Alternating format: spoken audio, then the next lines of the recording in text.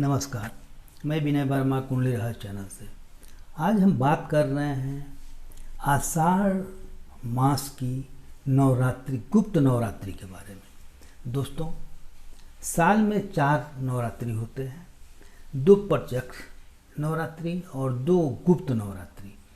प्रत्यक्ष नवरात्रि चैत का और शारदीय नवरात्रि होता है, और गुप्त का माघ मास का नवरात्रि और आषाढ़ मास का नवरात्रि। दोस्तों, अगर सही कहा जाए तो गुप्त नवरात्रि देवी देवता और ऋषि मुनि तपस्वियों के लिए बनाया गया, जिसमें एक साधना करके अपना बल प्राप्त करते हैं, बहुत कुछ प्राप्त करते हैं।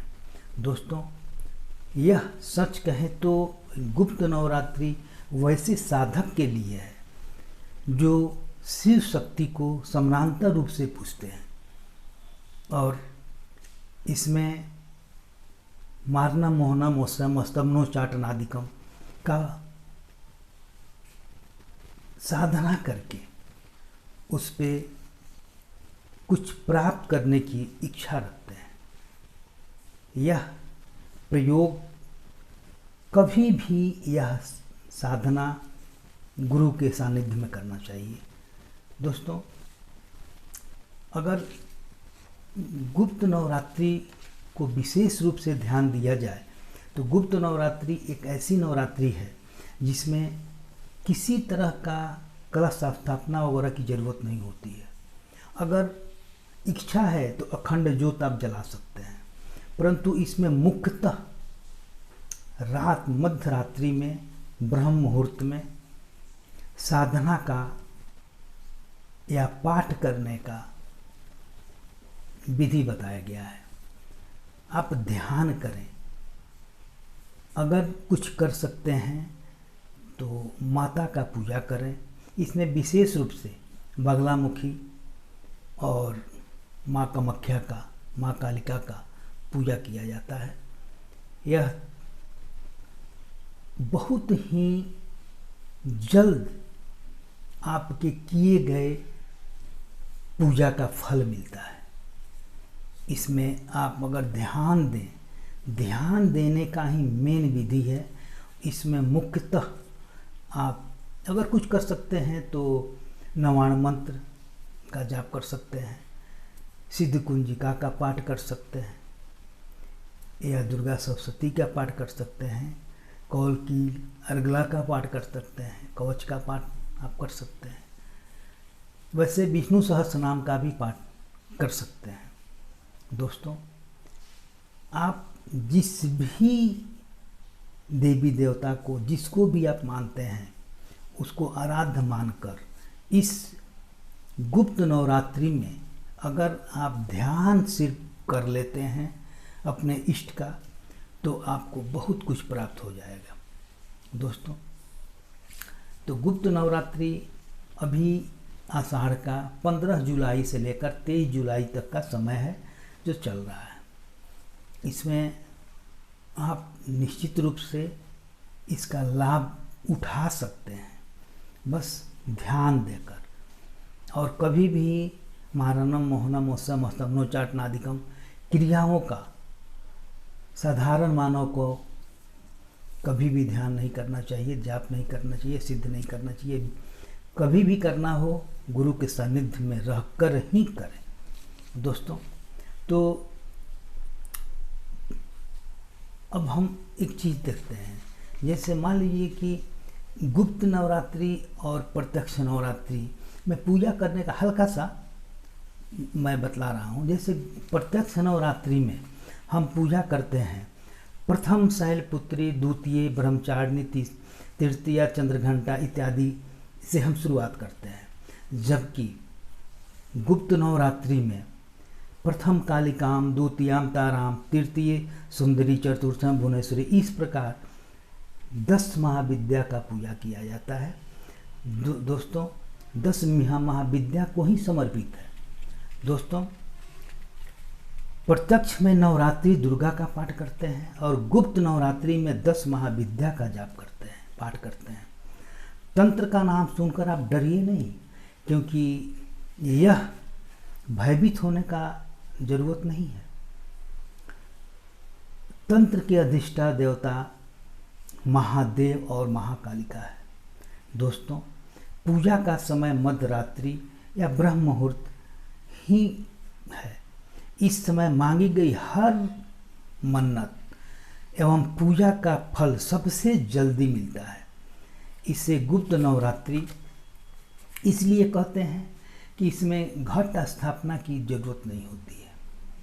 अगर श्रद्धा है तो वहीं अखंड ज्योत आप जला सकते हैं। सबसे महत्वपूर्ण बात यह है कि रात की गई गुप्त पूजा, साधना एवं पाठ ही इसमें होता है। ध्यान देने की जरूरत है, सिर्फ ध्यान लगाइए अपने इष्ट का। यह नवरात्रि देवी देवता के लिए, ऋषि मुनि के लिए, तपस्वियों के लिए ही बनाया गया है, साधक के लिए ही बनाया गया है। वैसे आम श्रद्धालु भी इसे करते हैं, बस उनका पूजा करने का तरीका अलग होता है, साधक का पूजा करने का तरीका अलग होता है। दोस्तों, तो वह आप जिस भी अपने जो कुछ भी आप अपने जीवन के लिए अपनी इच्छानुसार, कर्म के अनुसार अगर आप कुछ ध्यान देते हैं तो पा सकते हैं, बहुत कुछ पा सकते हैं।